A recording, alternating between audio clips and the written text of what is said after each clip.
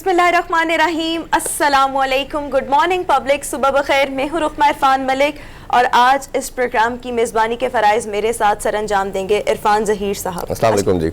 कैसे हैं इरफान आप? अल्लाह का शुक्र अल्हम्दुलिल्लाह। सो आज हमारे जो व्यूअर्स हैं आपको किस रूप में देखेंगे? आज आपको एक होस्ट के रूप में देखेंगे हमारे साथ। स्पोर्ट्स के शो तो देखते ही रहते हैं आप इरफान का, लेकिन ये बताते चले कि रऊफ साहब अपनी निजी मसरूफियत की वजह से अवेलेबल नहीं है, तो उसकी वजह से आपके साथ दे रहे हैं हम।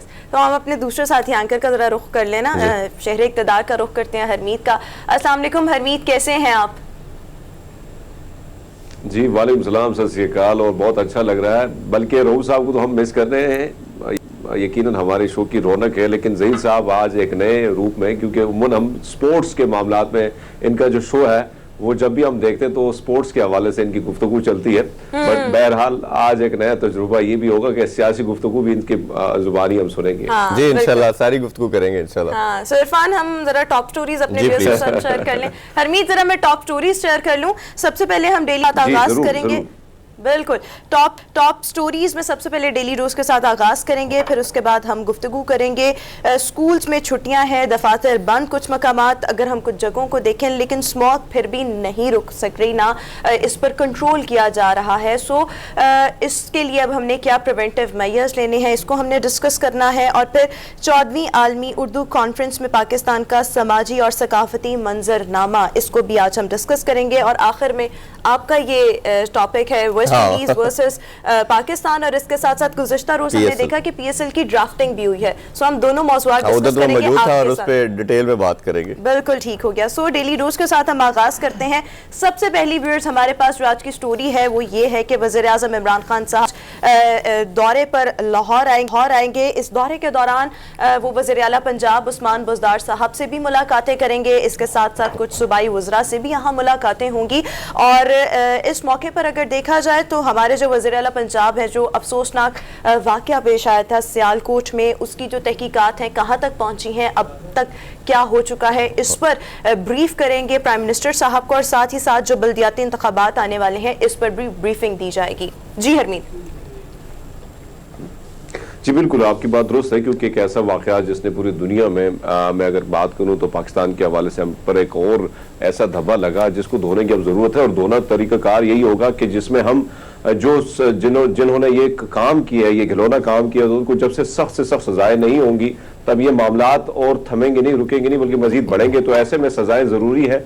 और आपकी बात दुरुस्त है कि वज़ीर आज़म इमरान खान साहब पहले भी कह चुके थे कि ये सारी जो इस केस की मॉनिटरिंग है वो सारी खुद करेंगे और देखेंगे कि सजाएं जो है, सजाओं का तायुन जो है वो वज़ीर आज़म इस हवाले से एक सख्त बयान इससे पहले भी दे चुके हैं। आपको याद होगा कि जिस वक्त प्रार्थना के हवाले से ये मुनक़िद किया गया था, वहाँ पे हमने काफ़ी सारे लोगों को भी देखा, तो उसमें भी वज़ीर आज़म इमरान खान साहब ने एक सख्त मौक़िफ़ अपनाया था। तो बहरहाल एक अच्छा है कि वज़ीर आज़म सारी चीज़ें खुद देखें और जितना जल्द हो सके ताकि ये केस का जो मामला है जल्द से जल्द निपटाया जाए, ताकि दुनिया को पता चले कि कम से कम वो प्रार्थना को इंसाफ जो है वो मिल गया। देखिए उसमें बड़ी एक इम्पोर्टेंट चीज़ ये है कि किसी भी सोसाइटी के अंदर जब तक आप पनिशमेंट आप जब नहीं लेके आते तो डेटरेंस नहीं हो सकती। इसमें मुझे एक आप सल्लल्लाहु अलैहि वसल्लम का एक वाक़या बड़ा खूबसूरत याद है कि उन्होंने कहा कि उन्होंने फ़का मक्का के मौके के ऊपर उन्होंने तमाम को माफ़ कर दिया। तो किसी ने पूछा कि क्या किसी ने चोरी की होगी तो क्या आप उसको भी माफ़ करेंगे? उन्होंने कहा मेरी बेटी भी अगर चोरी करेगी तो उसके भी हाथ काट दिए जाएंगे। तो सोसाइटी को एक ऐसा पुरअमन बनाने के लिए, ऐसी चीज़ें करने के लिए आपको जो इम्प्लीमेंटेशन है लॉ वो बहुत ज़रूरी है। और अगर जब तक आप किसी भी सोसाइटी के अंदर पनिशमेंट नहीं करते, ऐसे कानून नहीं लेके आते, लेजिस्लेशन ऐसी नहीं करते जिसमें आप उसमें डिटरमिन करते हो क्या चीज़ें होने वाली क्या नहीं, तो मेरा ख्याल है कि ये ऐसे वाक़यात जब तक थमेंगे नहीं, जब तक उसके लिए हम सख्त पनिशमेंट ऐसे लेजिस्लेशन ही लेके आएंगे, तो मेरा ख्याल है बहुत नेसेसिटी है। बिल्कुल ठीक हो गया। सो हमारी जो पहली स्टोरी थी वो यही इसी हवाले से थी कि प्राइम मिनिस्टर साहब आज लाहौर पहुंच रहे हैं। नेक्स्ट स्टोरी की तरफ आएंगे और नेक्स्ट स्टोरी हमारे पास इस हवाले से है, हम देखते हैं कि हमारा हमसाया मुल्क भारत का अगर यहाँ पर जिक्र किया जाए तो हमारे जितने भी आर्टिस्ट हैं, सिंगर हैं, हमारा जितना भी पाकिस्तानी कॉन्टेंट है वहाँ पर रिलीज करने की इजाज़त नहीं है। सो इसी हवाले से पाकिस्तानी एक्टर शान शाहिद ने वज़ीर आज़म इमरान खान से एक एक मुतालबा किया है। ट्विटर पर उन्होंने एक पैगाम शेयर किया है बेसिकली, और इस पैगाम में उन्होंने ये कहा है कि जनाब के प्राइम मिनिस्टर साहब को बेसिकली मुखातब किया गया और ये कहा है कि पाकिस्तान की जो कल्चरल बाउंड्रीज हैं उनकी हिफाजत को यकीनी बनाया जाए और भारतीय मूवीज़ किसी भी किस्म की ख्वाबों हो वो पाकिस्तान में रिलीज ना की जाए। सो मेरे ख्याल में इसमें थोड़ी सी मैं अपनी ओपिनियन इस हवाले से ऐड करना चाहूँगी। ठीक है, अगर कल्चरल एक्सचेंज हो रहा है, हमारी मूवीज़ उधर लग रही हैं, उनकी मूवीज़ इधर लग रही हैं, so that's all fine, but अगर हमारा कोई कंटेंट उधर नहीं नशर हो रहा है, रिलीज करने की इजाजत नहीं, सो हमें भी इसी तरह से चलना चाहिए। सो इस एंगल में ये बात बिल्कुल ठीक है। अगर आप कोई कमेंट ऐड करना चाहें, जैसे सबसे ज्यादा दुनिया में आपको याद होगा कि जब चीफ जस्टिस साकिब निसार साहब थे मेरे ख्याल में, तब उन्होंने भी कुछ, जब भारत की जानिब से अचानक आरएसएस के दबाव में आकर कई पाकिस्तानी फिल्म एक्टरों पे, पाकिस्तानी गुलकारों पे पाबंदियां लगने की मुतालबात बड़े जोर शोर से थे, तो यहाँ पे पाकिस्तान में भी एक इकदाम उठाया गया और तमाम तर मैं उस वक्त रेडियो पाकिस्तान के साथ मुंसलिक था, तो कई हमें ऑर्डर था कि आपने कोई मौसीकी जो है उनके हवाले से नहीं चलानी है। तो ये चीजें जो है बड़ी शिद्दत इख्तियार हमारे दोनों तरफ ये माशरे में हो रही है, बल्कि ये कल्चर जितना प्रमोट होता है, चाहे उनका होता है चाहे हमारा होता है, इसका एक अलग मजा है और एक दूसरे के कल्चर से आशना होना मैं समझता हूँ होना चाहिए। बट बहरहाल अब हालात इस किस्म के हैं कि वहां से जब पाबंदियां लगती हैं तो फिर पाकिस्तानी एक्टर और एक्ट्रेस जो है उनके मुतालिबात भी जायज ही मैं कहूंगा, क्योंकि जब आपकी फिल्में रिलीज होने के लिए तैयार हो जाती है और वहां पे रिलीज करने की इजाजत नहीं मिलती, तो जाहिर बात है फिर वही यहाँ पे भी होना चाहिए। कल्चर दोनों का ना समहाउ काफी हद तक सिमिलर है। द प्रॉब्लम इज कि उन्होंने कुछ ऐसी पॉलिटिकल चीज़ों के ऊपर बैन किया। सबसे पहले उन्होंने क्रिकेट को बैन किया, हमारे प्लेयर्स को आईपीएल से निकाला और किसी तरह की बायलैटरल सीरीज नहीं खेलते। फिर इसी तरह हमारे तमाम एक्टर्स जितने भी उनके साइन से कॉन्ट्रैक्ट सबको कैंसिल किया। तो अगर इस लेवल पे जाके चीज़ें की जा रही हैं तो ऑब्वियसली फिर पाकिस्तान को भी इकदाम उठाना पड़ेगा। बट हमारे कुछ एक्टर्स का मानना यह भी था, जैसे अर्तुगरुल पूरी दुनिया में सबसे देखा जाने वाला प्ले था और हमारे कुछ प्लेयर्स का जो एक्टर्स थे उनका मानना था कि इसको नहीं होना चाहिए, ये हमें हर्ट करेगा। तो इसमें दो स्कूल ऑफ थॉट है। कुछ लोगों का मानना ये है कि ये किसी भी आपकी ये तमाम बाउंड्री से बियॉन्ड चीज़ होती है, चाहे वो स्पोर्ट्स की बात करें या हम इसी तरह की एक्टिंग वगैरह के हवाले से बात करते, शोबिस की बात करते, तो इसमें रिलीजन का या पॉलिटिक्स का मैटर नहीं है, ये बियॉन्ड है दोनों चीज़ें, तो इसमें बाउंड्रीज नहीं होनी चाहिए। तो कुछ का ये मानना है, कुछ का दूसरा मानना है। यहाँ पर देखती हूँ बीइंग मुस्लिम्स हम दूसरों के अकीदे का इख्तराम करते हैं, दूसरों के मजहब का इख्तराम करते हैं, कल्चर का भी इख्तराम करते हैं बीइंग पाकिस्तानी अगर हम देख लें। बट द पॉइंट इज कि अगर हमारा कंटेंट वहाँ नशर नहीं होगा सो मेरे ख्याल में फिर उनका भी नहीं यहाँ होना चाहिए। और अगर हम कर रहे हैं उनकी तमाम चीज़ें रिलीज अपने सिनेमा घरों में मूवीज दिखा रहे हैं भारत की, सो फिर हमें भी सेम इजाज़त होनी चाहिए। सो इस हवाले से मेरे ख्याल में टिट फॉर टैट है, ये बयान बिल्कुल ठीक है, जो मुतालिबा किया गया है वो भी जायज़ है। बट खैर इस पर जो मुख्तलिफ स्कूल ऑफ थॉट्स है, हर एक का राइट है ना कि अपनी ओपिनियन शेयर करे। सो हमारी भी इस पर अपनी एक ओपिनियन है। और अभी हम अगली स्टोरी की तरफ आएंगे और अगली स्टोरी में हरमीत, इफ़ यू रिमेंबर हमने कुछ रोज़ पहले जिक्र किया था कि जो हमारी पार्लियामान है वो अगले 2 से 3 सालों में पेपरलेस हो जाएगी। सो इस हवाले से दुबई का हम यहाँ पर जिक्र करेंगे। यूएई 2018 में इन्होंने इस पर काम शुरू किया था और अब जो दुबई है वो पेपरलेस मुल्क बन चुका है। यहाँ पर तमाम चीज़ें जो हैं वो डिजिटाइज कर दी गई हैं और दुबई में ज़िंदगी के जितने भी पहलू हैं उनको डिजिटल बनाने की अगर बात की जाए तो इसके लिए एक नए मरहले का आगाज़ किया जा चुका है। सो दिस वाज समथिंग ये बड़ी इंटरेस्टिंग चीज़ है कि मैं जी प्लीज़ जी रोज़ी साहब। अच्छा, उसमें मैं डेकेड पहले गया फर्स्ट टाइम दुबई ना, तो कई ऐसी चीज़ें देखी जो अब हम पाकिस्तान में देख रहे हैं, जैसे कि सिग्नल फ्री का होना। फिर इसी तरह उधर उनका हमने देखा कि वो जो चलान थे वो मैंने उस टाइम देखा आज से 10-12 साल पहले कि वो कैमरास के थ्रू किए जा रहे थे। और डिजिटल की भी बात इसी तरह मैंने उस टाइम पे सुनी कि ये पेपर फ्री की तरफ जा रहे हैं और डिजिटल की तरफ लेके जा रहे हैं। तो उनकी जो तमाम चीज़ें हैं वो बड़ी यूनिक भी हैं, बड़ी ज़बरदस्त है। शायद यही रीज़न है कि दुनिया में सबसे अच्छा और सबसे स्ट्रॉन्ग पासपोर्ट भी इनका हो चुका है। वो भी हमने कुछ दिन पहले देखा, इनकी रिलीज आई। तो मेरा ख्याल है कि बड़ी ज़बरदस्त इनोवेशन है और ग्रेजुअली तमाम वो नेशन इसी तरह ही ग्रो अप करती है, इसी तरह ही सीखती है, जो न्यू इनोवेशन लेके आती है, नई चीज़ों में एडवांसमेंट की तरफ बढ़ती है। तो मेरा ख्याल बड़ा ज़बरदस्त चीज़ है। ठीक हो गया हरमीत। जी बिल्कुल, इरफान साहब ने बिल्कुल दुरुस्त फरमाया, क्योंकि अगर हम देखें ये पेपर जो है ये इंतहाई खतरनाक, मैं हमेशा ये कहता रहता हूँ कि भाई टिश्यू पेपर हो गए, यही पेपर हो गए, तो कितना कितने दरख्त जो है इसके हवाले से हम काटने और इसकी जो फैक्ट्रियां हैं, ये चीजें हमारे सामने आती है सवर कर सारी चीज, जितने भी हम पेपर्स को देखें, तो ऐसे में अगर चीजों को पेपरलेस कर दिया जाए कंट्री, तो ये एक बहुत बड़ा इनिशिएटिव है। और जिस तरह इरफान ने बात की, तो मैंने कही वहां पे ऐसा, अब अगर हम सिग्नल फ्री की बात करें तो इस्लामाबाद को अब कोशिश की जा रही है, कई जगहों पे सिग्नल फ्री जो है उसको बनाने की एक मुहिम जारी है, लेकिन हम थोड़े से नहीं बल्कि ज्यादा पीछे हैं। ऐसे में अगर हम बात करें, वहां पे SMS के जरिए आपके घर आपको भाई मिल जाता है कि भाई आपको समन मिल गया और आपने यहाँ पे ये चालान आपको मिल गया। तो बहुत सारी चीजें बहुत पहले से दुबई में की जा रही थी, अब ये पेपरलेस की बात हो गई है, तो मैं समझता हूँ दुनिया को आना होगा इस तरफ, क्योंकि हमने माहौलियाती तब्दीलियों के हवाले से बहुत जिक्र करते रहते हैं, तो इन पेपर को, दरख्तों को बचाना है तो हमने इस तरफ आना होगा। बिल्कुल ठीक हो गया। सो अभी हम अपनी नेक्स्ट स्टोरी की तरफ जाएंगे और नेक्स्ट स्टोरी जनाब ये है कि मैराडोना की कीमती जो रिस्ट वॉच थी वो चुराई गई थी। सो बेसिकली ये चुराई कहाँ से गई थी? दुबई से चुराई गई थी और बहुत मशहूर ये स्टोरी भी हुई थी। अब इसका जो चोर है उसको गिरफ्तार कर लिया गया है। जो दुबई पुलिस थी उनके पास कुछ खुफिया मालूमात थी जिसकी बिना पर कुछ कार्रवाई की गई और ये जो मुलजिम था इसको भारत की रियासत आसाम से बेसिकली हिरासत में लिया गया है और मैराडोना की कस्टमाइज स्विस साख्ता ये रिस्ट वॉच थी जो कि बरामद कर ली गई है। सो ये भी एक अच्छी खबर है कि एक जो चीज लॉस्ट हो चुकी थी कंप्लीटली उसको दोबारा से रिकवर कर लिया गया। ये देखिए दुबई की हम बात कर रहे हैं, ये हर चीज में यूनिक है, बड़े जबरदस्त इनका लॉ एंड ऑर्डर की बात करें तो बड़ा आउटस्टैंडिंग है। एक इसी तरह का इंसिडेंट था, एक बंदे ने मर्डर किया 94 में, तो उसने कहा कि अभी तो कंप्यूटराइज सिस्टम नहीं है, आई स्कैन नहीं है। उसने 2012 में फिर दोबारा ट्रैवल करने की कोशिश की कि अब तो वो सारा कुछ उस टाइम बड़ा मैनुअल था तो शायद मैं पकड़ा नहीं जाऊंगा। उसने 2012 में जब ट्रैवल किया अप्रोक्सीमेटली 18 ईयर्स के बाद, तो उन्होंने एयरपोर्ट पे उसको अरेस्ट कर लिया। ठीक है, उनका सिस्टम, उसने अपना ID कार्ड चेंज किया, नाम को भी शायद अल्टरेशन करके उसने ट्राई की। तो इनका लॉ एंड ऑर्डर दुनिया में बेस्ट माना जाता है और शायद यही रीजन है कि ये घड़ी चोर भी नहीं भाग सका। ये 46 लाख रुपीस अगर हम पाकिस्तानी इसकी कीमत का जिक्र करें, so 46 lakh rupees, it's a huge amount. So अच्छी बात है, रिकवर हो गई है। नवाज शरीफ की घड़ी की भी बात होती थी, आज हम मैराडोना की घड़ी की बात कर रहे हैं। घड़ियां बहुत महंगी, आई एम श्योर कि वो इससे भी महंगी होगी। हरमीत, आप कोई कमेंट ऐड करना चाह रहे थे? बिल्कुल मैं आपको कह कि चोर चाहे जितना भी हो, अगर आना चाहे तो मंजर यहाँ पर आ ही जाता है। लेकिन बात यह है कि असम की एक बहुत बड़ी तादाद, तमिलनाडु से लोग जो है ज्यादातर दुबई में काम करते हैं, बट ये है कि भैया हाथ बड़ा मार गए थे लेकिन पकड़े गए आखिर। पकड़े गए आखिर, बिल्कुल ठीक हो गया।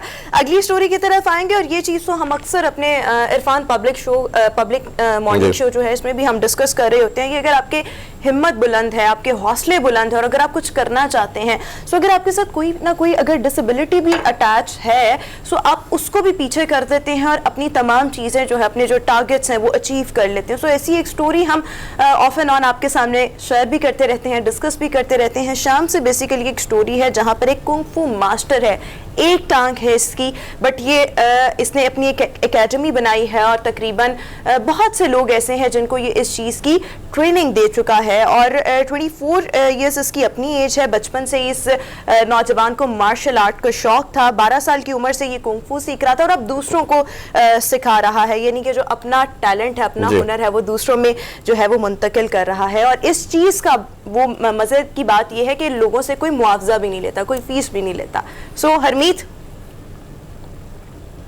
बिल्कुल आपकी बात दुरुस्त है। वैसे अगर हम देखें बहुत सारी स्टोरीज हमारे सामने और बहुत सारे ऐसे लोग हैं जो अपनी जो कमजोरी होती है उसको अपनी कमजोरी नहीं बनाते बल्कि वो अपनी मंजिल की तरफ रवा दवाते हैं। मैं पहले भी जिक्र कर चुका हूं कि जहां पे मैं अक्सर जाता हूं जिम के लिए, तो वहां पे मैंने देखा है कि दोनों पांव से माजूर एक लड़का जो है वो उस किस्म की उसने अपनी बॉडी बनाई है कि आप हैरान होंगे कि जिस तरह वो कर रहा है, एक्सरसाइज करता है, मैं उसको देख के भी हैरान हो जाता हूँ। बहुत सारे लोग जिनके पास हिले बहाने होते हैं कि भैया मैं तो नहीं कर सकता हूँ, बहुत थक जाता हूँ एक्सरसाइज से, तो ऐसे में जब मैं उसको देखता हूँ तो ये ऐसे कई स्टोरी जब हमारे सामने आती है तो ये मोटिवेट करती है हम सबको। बिल्कुल ठीक, और ये बाकी ये भी एक मोटिवेशनल स्टोरी है। लोग जी जी जी, इसको डिसेबल को मैं इस तरह लेता हूँ कि ये डिफरेंटली एबल होते हैं, इनको डिसेबल कहना ठीक है, हाँ कहा भी जाता है। और मेरा ख्याल है कि इनके अंदर अल्लाह ताला फिर बाकी जितनी भी कैरेक्टरिस्टिक्स है उसको एनहांस कर देते हैं। बिल्कुल ठीक हो गया। और फिर अगर मैं इस चीज को मानती हूँ कि मैंने आज तक जितने भी इस तरह से लोग देखे जिनमें कोई ना कोई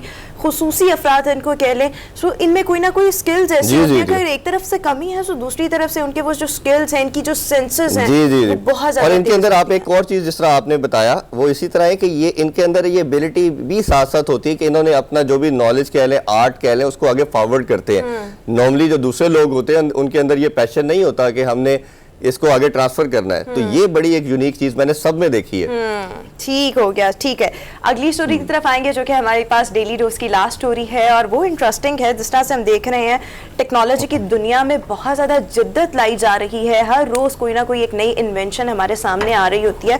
अभी हम आपके साथ जो स्टोरी शेयर करने वाले हैं, खुद ब खुद चलने वाली दुनिया की पहली आर्टिफिशियल इंटेलिजेंट बाइसिकल इजाद की गई है, और ये इजाद जिस इंजीनियर ने की है, जिसने बेसिकली बनाई है, उसकी अपनी थोड़ी सी स्टोरी ऐसे है कि वो एक दफ़ा कोई बाइसिकल चला रहा था तो गिर गया, उसको चोट लगी, तो वहाँ से उसने सोचा नहीं इसको मतलब एक मुख्तलिफ अंदाज में बनाना है जिसमें आर्टिफिशियल इंटेलिजेंस का इस्तेमाल किया जाए। सो इस साइकिल के बारे में ये कहा जा रहा है कि इसमें कैमराज नस्ब हैं, इसमें सेंसर्स लगाए गए हैं, इसमें लिथियम बैटरी का इस्तेमाल किया गया है, और ये बड़े ज़बरदस्त अंदाज में बैलेंस जो है वो मेंटेन रखती है, फॉरवर्ड भी मूव कर जाती है, फॉरवर्ड और बैकवर्ड, और इसके साथ साथ ये खुद ब खुद स्टैंड पे खड़ी हो जाती है। सो जो विजुअल्स हैं वो हमारे व्यूअर्स अभी देख भी रहे होंगे कि ये जो बाइसिकल है वो किस तरह से चलती है और किस तरह से काम कर रही है। सो हरमीत।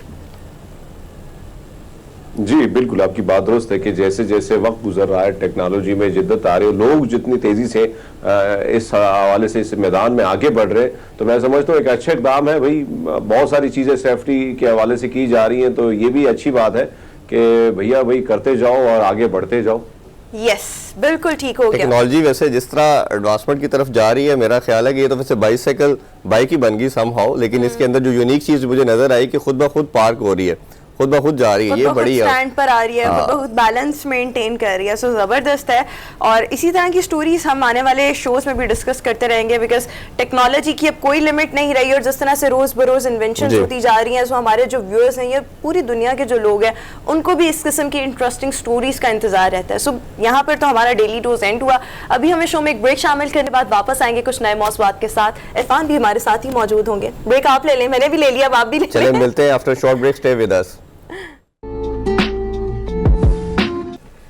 ब्रेक के बाद एक बार फिर से गुड मॉर्निंग पब्लिक में आपको खुश आमदीद कहेंगे। व्यूअर्स, अभी हम जरा जिक्र करेंगे दांतों की प्रोटेक्शन, दांतों की क्लीनलीनेस बहुत ज़्यादा ज़रूरी है, जिसके लिए एक बहुत ज़बरदस्त टूथपेस्ट है जो कि आपके दांतों को मुकम्मल प्रोटेक्शन प्रोवाइड करता है, विच इज़ कोलगेट स्पार्कल। और इसमें शामिल है फ्लोराइड, इसमें शामिल है पर्ल पाउडर, इसमें शामिल है लौंग, जो कि हर एतबार से एक ये जो कोलगेट स्पार्कल है इसको एक मुकम्मल टूथपेस्ट बनाते हैं। फ्लोराइड बेसिकली करता क्या है? फ्लोराइड आपके दांतों को मुकम्मल प्रोटेक्शन प्रोवाइड करता है, दांतों को बहुत ज़्यादा स्ट्रॉन्ग करता है, इसके साथ साथ आपके दांतों में कीड़ा नहीं लगने देता, और ऑब्वियसली कैविटीज़ बनने से भी आपके दांत बहुत हद तक महफूज रहते हैं। लौंग दांत की तकलीफ और दर्द में आराम देता है, और ऑब्वियसली सांसों को महक भी देता है। इसके साथ साथ पर्ल पाउडर जो इस कोलगेट स्पार्कल में शामिल है, ये दांतों को चमकदार बनाता है और बहुत ज़्यादा वाइटनिंग देता है। सो बेसिकली ये जो तीनों चीज़ें हैं ये कोलगेट स्पार्कल को एक मुकम्मल टूथपेस्ट बना रहे हैं। और साथ ही साथ अगर हम देखें तो अपने दांतों को भरपूर तहफ़्फ़ुज़ देने के लिए कोलगेट स्पार्कल का इस्तेमाल बहुत ज़्यादा ज़रूरी है। आप कोलगेट स्पार्कल को लाजमी तौर पर एक अच्छे टूथब्रश के साथ इस्तेमाल करें, रात सोने से पहले, सुबह उठ के जब आप अपना ब्रेकफास्ट कर लें उसके बाद भी इसको यूज़ करें। और साथ ही साथ अगर आपने स्पेशली कोई मीठी चीज़ का इस्तेमाल किया है तो तब भी आपको कोलगेट स्पार्कल का लाजमी तौर पर इस्तेमाल करना है, ताकि आप अपने दांतों को कैविटीज से महफूज रख सकें, कीड़ा लगने से महफूज रख सकें, और ऑब्वियसली क्लीनलीनेस वाली जो चीज़ है वो भी कोलगेट स्पार्कल को यूज़ करके आप फुलफिल कर सकते हैं। और बेसिकली ये बेहतरीन तो है, तो लकी ड्रा का भी बताइए जो सबसे यूनिक बताएंगे, वो आगे चलकर बताएंगे, सब कुछ एक साथ बता दें। बहरहाल ये तमाम चीज़ें तो मैं आपको और आगे भी चलकर हम डिस्कस करेंगे। सबसे पहले यहाँ पर ये भी बताना चाहूँगी कि कोलगेट आपको दे रहा है कीमती इनामात जीतने का मौका। अब अपनी फैमिली के किसी भी मेंबर की कोलगेट स्पार्कल के हमरा एक तस्वीर हमें व्हाट्सएप करें और व्हाट्सएप नंबर है 030693194749। नंबर एक दफ़ा फिर से रिपीट कर रही हूँ 030693194749। इस पर आप पिक्चर भेजें कोलगेट स्पार्कल के साथ और कोलगेट स्पार्कल आपको और फिर हम मौका विनर्स दे रहा का है। नाम दिखाएंगे स्क्रीन पे उनकी पिक्चर्स के साथ दिखाएंगे और फिर कोलगेट स्पार्कल की तरफ से बेशुमार कीमती इनामात जीतने का मौका भी आपको भिजवाएंगे उनको फिर हम। हाँ, भिजवाएंगे भी और देंगे भी और साथ स्पार्कल तो जरूर भिजवाएंगे। हाँ, कोलगेट स्पार्कल लाजमी भिजवाएंगे। सो इस वक्त हम डिस्कस भी करेंगे कैविटीज दांतों में किस तरह से बनते हैं और हमें दांतों की प्रोटेक्शन किस तरह से करनी है। Dental surgeon doctor Hasan Saqib इस वक्त शो में हमें ज्वाइन करे हैं। Thank you so much Hasan, welcome to good morning public. Hasan, Colgate sparkle दांतों की मुकम्मल हिफाजत के लिए एक बेहतरीन टूथपेस्ट है। ये बताएं कि दांतों में जो कैविटीज लगते हैं इसको दूर करने के लिए या कैविटीज ना लगे, दांतों को कीड़ा ना लगे, प्रोटेक्शन वाली चीज के लिए क्या क्या करने की जरूरत है? जी, thank you Rukma for inviting me first and जैसे कि आपने कहा है कि it's a very good topic. हमारा जो केरीज लगना, जिसको आम जुबान में हम कीड़ा लगना कहते हैं, ये दांतों पे जब लगते हैं तो यूजुअली इसको लोग फॉर ग्रांटेड ले लेते हैं। अब फॉर ग्रांटेड लेने की वजह से होता ये है कि वो कीड़ा मुंह के अंदर वो बढ़ता रहता है और एट द एंड वो वहाँ पे दर्द कॉज करता है। अब जैसे कि कोलगेट स्पार्कल है, कोलगेट स्पार्कल के अंदर इस तरह के इंग्रेडिएंट्स हैं जो कि उसको बचाने में हमें हेल्प आउट करते हैं। अब जो केरीज है वो बेसिकली इसका मैं आपको थोड़ा सा साइकिल बता देता हूँ होता क्या है कि यूजुअली हम ये समझते हैं कि सुबह उठ के हमें खाना खा के ब्रश करना पड़ता है क्योंकि हमारी बैड ब्रेथ होती है। इस बैड ब्रेथ को ओवरकम करने के लिए सिर्फ हम ब्रश करते हैं। यूजुअली हमें ज़रूरी सबसे ज़्यादा रात में होता है। वजह यह है कि जिस टाइम में हम खाना खाते हैं ओवर द नाइट वो खाने के कुछ ज़रात हमारे दांतों के अंदर रह जाते हैं। उन ज़रात की वजह से हमारे ये केरीज जो है वो ज़्यादा ग्रो करता है दांतों के अंदर। अब रात को ब्रश करना इसलिए सबसे ज़्यादा ज़रूरी होता है क्योंकि आपका मुंह पूरी रात बंद रहता है। तो मुंह पूरी रात बंद रहेगा तो वो ज़्यादा सलाइवा के साथ वो एक्ट करेगा। जब वो सलाइवा के साथ एक्ट करेगा तो वो कॉज करेगा केरीज आपके सारा। तो इस तरह से ये पूरा प्रोसेस जो है वो जनरेट। हम एक और चीज अगर हम देखें तो सबसे बड़ा प्रॉब्लम ये भी है कि कई लोग जो है उनकी शिकायत भी होती है ना कि भैया दांत जो है वो बिल्कुल चमकदार ही नहीं है, क्योंकि ज्यादातर लोग स्मोकिंग करते हैं या चाय पीते हैं, कॉफी का इस्तेमाल करते हैं। तो ऐसे में जिस तरह रोमा ने कहा कि कोलगेट स्पार्कल में तमाम तरह खसूसियात हैं, तो तरीक़ाकार मतलब इसमें ऐसी कौन सी चीजें हैं जिससे ये जो है एक आम मरीज जो है, एक आम आदमी जो अपने दांतों को साफ सुथरा देखना चाहता है तो उससे वो इस्तेफादा हो सकता है इन चीजों से? जी, ये कोलगेट स्पार्कल के अंदर सबसे ज़्यादा जो इम्पोर्टेंट प्रोडक्ट है दैट इज़ फ्लोराइड बेसिकली। जैसे कि इन्होंने बोला है कि लोग तंबाकू नोशी करते हैं, एक्चुअली वो तो एक वैसे ही गलत चीज़ है। प्लस कॉफ़ी पीते हैं, चाय पीते हैं, हमारा वैसे ही बड़ा कल्चरल है ये, तो उसकी वजह से वहाँ पे स्टेन्स आ जाते हैं जिसके ऊपर। वो स्टेन्स को ओवरकम करने के लिए इसके लिए एक इंग्रेडिएंट है इसमें जो कि फ्लोराइड है। फ्लोराइड क्या करता है, आपके दांतों के ऊपर एक्ट करता है, आपके स्टेम सेल्स के ऊपर एक्ट करता है दांतों के, और इसको वो चमकदार बनाने के लिए हेल्पफुल होता है। डॉक्टर साहब, एक और चीज़ बड़ी हमने यूजुअली देखी लोगों के अंदर कि उनके गम्स का प्रॉब्लम आ जाता है, और गम्स का जो प्रॉब्लम आता है तो ऑब्वियसली फिर वो ब्लीडिंग वगैरह, तो उसके लिए क्या प्रिकॉशन होनी चाहिए, क्या चीज़ें करनी चाहिए उनको? गम्स की ब्लीडिंग सबसे पहले तो उसके लिए दांतों की सफाई कराना बहुत ज़रूरी है। According to recent American researchers वो कहते हैं कि हर 6 महीने बाद वैसे ही दांतों की जो है सफाई करना है। This is called scaling plus polishing, this is the whole procedure.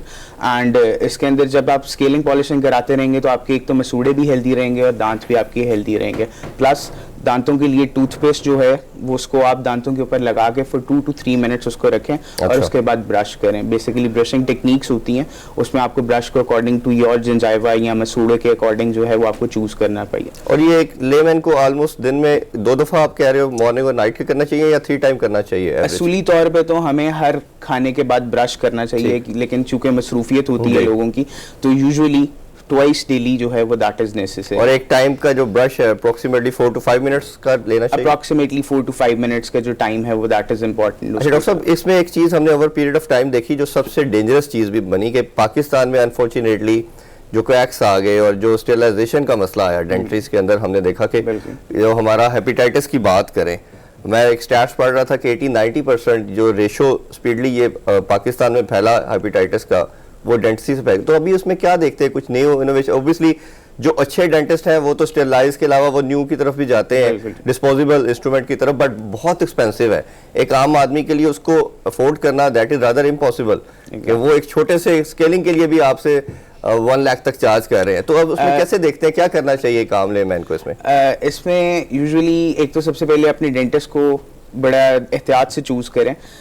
लोगों ने क्वैक्स जिनको कहते हैं आम जुबान में अताई कहते हैं, अच्छे भी ऐसे ही है, अच्छे जो हैं वो भी इंस्ट्रूमेंट का बड़ा मसला चल रहा है। नहीं, आप उसमें कम से कम उनसे ये देखें, आपका जो स्टेरिलाइजेशन पाउच होता है उसमें जिस टाइम पे वो ऑटोक्लेव हो जाता है तो उसके ऊपर कलर चेंज हो जाता है, उसके ऊपर इंडिकेशन होती है। आप एक तो सबसे पहले अपने डेंटिस्ट के पास जाके वो जब पाउच होता है उसके ऊपर वो कलर का जो चेंज है वो लाजमी देखें एक तो।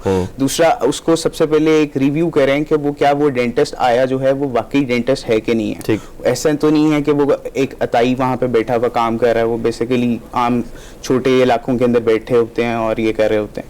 अच्छा, और दूसरी एक और चीज़ यहाँ मैं अपने देखने वालों को भी बताना चाहती हूँ कि अगर आप रात को बिना ब्रश किए सोते हैं, कोलगेट स्पार्कल के साथ अगर आप ब्रश नहीं करते तो होता इससे क्या है कि जितने भी आपकी कैविटीज उसी तरह बनते हैं, बिकॉज जो आपने रात को जो भी खाया होता है वो फिर आपके दांतों के अंदर ही रहता है, विच मेक्स कैविटीज, उसके साथ साथ कीड़ा लगता है, बैक्टीरिया लगता है। सो अगर आप इन तमाम चीज़ों से बचना चाहते हैं सो इसके लिए आपको एक अच्छे टूथब्रश के साथ कोलगेट स्पार्कल से ब्रश करके सोना है। हसन, मैं आपसे यहाँ पर ये भी जानना चाहूँगी कि प्लाक लग जाता है और ये एकदम नहीं लगता, ये लगता रहता है, मतलब थोड़ा थोड़ा फिर एक येलोइश फॉर्म आ जाती है। ये जब लग रहा हो सो उसके दौरान हमें क्या क्या चीज़ें, प्रिकॉशंस लेने चाहिए कि वो जब फिर वो फुल उसकी ग्रोथ आ जाती है उससे हम बच सकें? बिल्कुल जी रुकमा, इसके अंदर वही सबसे पहले कि एक तो आप फ्लॉस करें।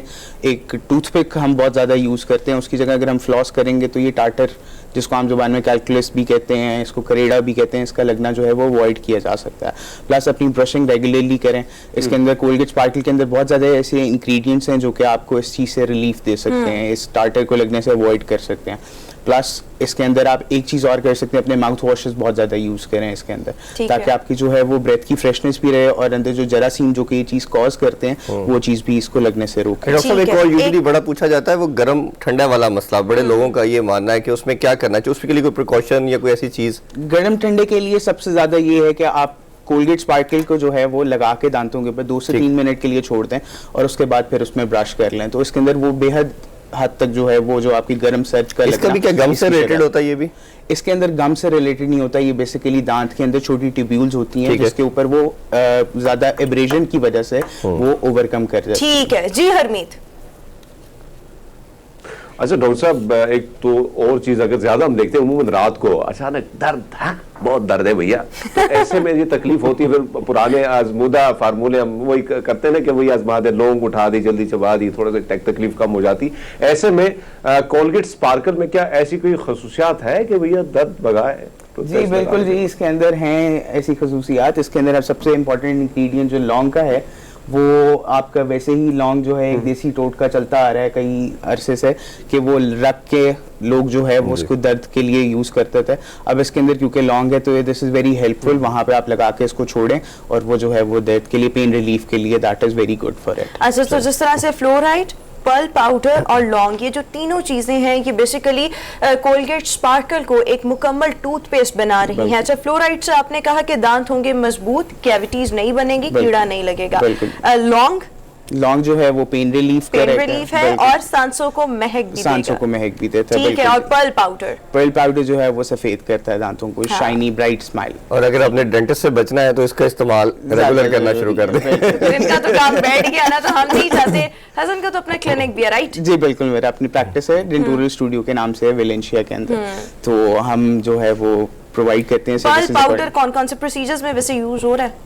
प्रोसीजर्स के अंदर पर्ल पाउडर यूजुअली पॉलिशिंग में यूज होता है। जब हम दांतों की सफाई कर लेते हैं तो उसके बाद स्केलिंग और पॉलिशिंग, जो पॉलिशिंग होता है वो ऊपर से जो है वो पॉलिश करने के लिए हम उसके अंदर जो पेस्ट यूज करते हैं उसके अंदर भी पर्ल पाउडर होता है। अच्छा, अगर हम देखें ये जिस तरह से हम कह भी रहे हैं अपने लाइक इस प्रोग्राम के तवज्जुह से भी, और हम भी बचपन से सुनते आ रहे हैं, बच्चे जो मीठा बहुत खाते हैं, राइट? तो अब बच्चों ने मीठा खा लिया या इवन बड़ों ने भी खाया, तो उसके बाद आपको कुल्ली लाजमी करनी है। और दूसरा ये कि आप कोलगेट स्पार्कल से एक अच्छा सा लाइक ब्रश भी कर सकते हैं, सो आप इस चीज से बच सकते हैं कीड़ा लगने से। बट हम देखते हैं हमारे यहाँ जो बच्चे हैं उनकी ट्रेनिंग कुछ इस तरह से नहीं है, या वो मीठा तो बहुत खाते हैं, कैंडीज, चॉकलेट, उसके बाद ब्रश नहीं कर रहे या कुली नहीं कर रहे। सो किस तरह से बच्चों को ट्रेन किया जाए और किस तरह से हम कीड़ा लगने से अपने दांतों को महफूज रख सकते हैं, उसके लिए क्या क्या प्रिवेंटिव मेजर्स हम ले सकते हैं? एक तो बच्चों को बचपन से आदत डालनी चाहिए हमें कि वो ब्रश करें। जब भी वो कुछ मीठा खाते हैं, टॉफ़ी खाते हैं, यूजुअली ये होता है कि हम बच्चों को ये सिखाते हैं कि टॉफ़ी मत खाओ, कीड़ा लग जाएगा। होता ये है कि टॉफ़ी खाने से कीड़ा नहीं लगता, टॉफ़ी खाने के बाद सफाई ना करने से वहाँ पे जो है वो कीड़ा लगता है। तो आप सबसे पहले उनको इस चीज़ पर ट्रेन करें कि वो हर दफ़ा जब भी टॉफ़ी खाएँ या कुछ मीठा खाएँ तो वो ब्रश करें। और उसके अलावा वो जो है गॉज मिलती है एक, वो कॉटन की तरह की होती है, माएँ उसके जो है वो उंगली पर लगा के उससे अच्छी तरह से सफाई करें उनके। अच्छा, एक और चीज़ जो मैंने बहुत ज़्यादा नोट किया और इसका जिक्र हरमीत ने भी किया था, हम लोग मतलब अगर हम अपनी भी बात करें, ऑफिस में जो काम करते हैं ये वैसे भी चाय बहुत ज़्यादा पीते हैं, कॉफ़ी बहुत ज़्यादा पीते हैं, और कुछ लोग ऐसे भी होते हैं स्मोकिंग बहुत करते हैं। अच्छा, इससे क्या होता है, दांतों पे स्टेन्स, जिस तरह से आपने भी कहा, इसके अलावा आहिस्ता आहिस्ता दांत येलोइश होना शुरू हो जाते हैं। जब चाय पीने के बाद फौरी तौर पर कुल्ली की जाए, क्या किया जाए ताकि ये जो येलोइश वाली चीज़ है, ऑब्वियसली हम अगर ख्याल नहीं रखेंगे तो फिर ये चीज़ बहुत ज़्यादा गहरी हो जाएगी, डीप हो जाएगी। सो हम साथ साथ क्या करते रहे? बिल्कुल जी, इसके अंदर डिफरेंट चीज़ें हैं, जैसे कि आप जो जैसे आपने कहा कि जो लोग स्मोकिंग करते हैं या फिर जो कॉफ़ी चाय ज़्यादा पीते हैं, दूसरा हमारे जो पंजाबी खाने हैं इसमें हल्दी का इस्तेमाल भी बहुत ज़्यादा होता है। इसकी वजह से दांत जो हैं वो बहुत ज़्यादा पीले जल्दी हो जाते हैं। तो इसको अवॉइड करने के लिए ये करें कि जब भी आप खाना खाएं या कोई भी इस तरह की चीज़, कॉफ़ी पिएं, तो आप एक घूंट पानी का ज़रूर ले लें या फिर कुल्ली कर लें अच्छी तरह से, ताकि एक जो लेयर ऊपर बननी है वो बनने से अवॉइड हो जाए और इससे आपकी जो है। एक ओल्ड एज के अंदर हमने देखा कि दांतों का मसला आ जाता है, बूढ़े जब भी अफराद हमने देखे हैं तो उनको फिर दांत लगवाने पड़ते हैं। उसमें मैंने अपने पेरेंट्स के लिए भी ये डिस्कस किया, तो उसमें एक प्रॉब्लम ये आता है कि कुछ रिकमेंड नहीं करते, वो कहते हैं जी इसमें हीलिंग नहीं होगी, और फिर ओबियसली जब वो खा नहीं पाते उनके लिए च्यू करना बड़ा मसला हो जाता है। तो उसमें क्या आप लोगों की रिकमेंडेशन होती है, अगर किसी का अबव 60 या 70 के अगर दांत गिर जाते हैं तो क्या रिकमेंडेशन होनी चाहिए उसमें? देखिए जी, अबव 60-70 वैसे भी बोन जो है, जो हड्डी होती है वो रेस्टना शुरू हो जाती है, नीचे की तरफ बैठना शुरू हो जाती है। अगर तो हमारे पास हेल्दी हड्डी हो तो हम वहाँ पे यूजुअली इम्प्लांट, जो एक डेंटल इम्प्लांट होता है, वो सर्जिकल छोटा सा एक प्रोसीजर होता है, हम वो रेकमेंड करते हैं। अगर आया कि वहाँ पे हड्डी नहीं मौजूद तो हम डेंचर की तरफ, जिसको आम जुबान में पीड़ कहते हैं, हम वो उस तरफ चले जाते हैं। लेकिन उसमें सबसे ज़्यादा ज़रूरी है, अगर ऑल द लाइफ लॉन्ग उन्होंने अगर उसकी टेक केयर की हो तो वो उसके अंदर वो चीज़ों को ओवरकम किया जा सकता है, हड्डी की रिसने को रोका जा सकता है। ठीक हो गया। तो हसन हमारे साथ ही मौजूद रहेंगे, बहुत से सवालात है जो हमने हसन से करने हैं, बट अभी हमें शो में एक ब्रेक पर जाने से पहले यही बात कि जनाब कोलगेट स्पार्कल को आप लाजमी तौर पर इस्तेमाल करें अगर आप चाहते हैं कि आपके दांत कीड़ा लगने से, कैविटीज लगने से महफूज रहें, आपके दांत सफेद रहें या आपके दांत मजबूत रहें। So this is the best formula, the best formula. एक ब्रेक शामिल करेंगे, एक ब्रेक के बाद वापस आएंगे। Stay with us. ब्रेक के बाद एक बार फिर से गुड मॉर्निंग पब्लिक में आपको खुशामदीद कहेंगे। कोलगेट स्पार्कल एक बेहतरीन जबरदस्त किस्म का टूथपेस्ट, एक मुकम्मल किस्म का फार्मूला, एक मुकम्मल किस्म का टूथपेस्ट जिसमें आपको सभी चीजें मिलेंगी। फ्लोराइड भी मिलेगा, पर्ल पाउडर भी मिलेगा, लौंग भी मिलेगा, जो कि आपके दांतों को महफूज भी रखेगा और साथ साथ क्लेनलीनेस वाला एलिमेंट भी इस चीज से कवर हो जाएगा, क्लेन भी रहेंगे दांत। और इसके साथ साथ कोलगेट स्पार्कल आपको दे रहा है कीमती इनामात जीतने का मौका।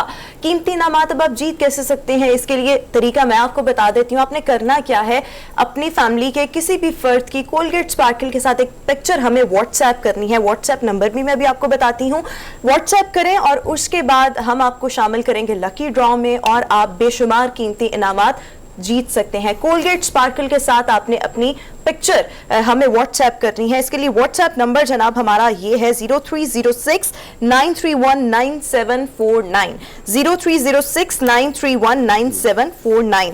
सो जनाब हमारे साथ डॉक्टर हसन साकिब मौजूद हैं। हसन, आपसे ये भी जानना चाहेंगे, हमने काफ़ी चीज़ों को तो डिस्कस किया, कीड़ा लगना, कैविटीज़ एक्सेट्रा, ये बताएं कि दांतों के कॉमन मसाइल कौन कौन से हैं जो कमोबेश हम हर इंसान में किसी ना किसी एज में देखते हैं? बिल्कुल ठीक है रुकमा, इसके अंदर सबसे जो इम्पॉर्टेंट असल में एक्चुअली द प्रॉब्लम है इसके हमारे पास जो दांतों के मसाइल हैं इनको बहुत ज़्यादा फॉर ग्रांटेड लिया जाता है।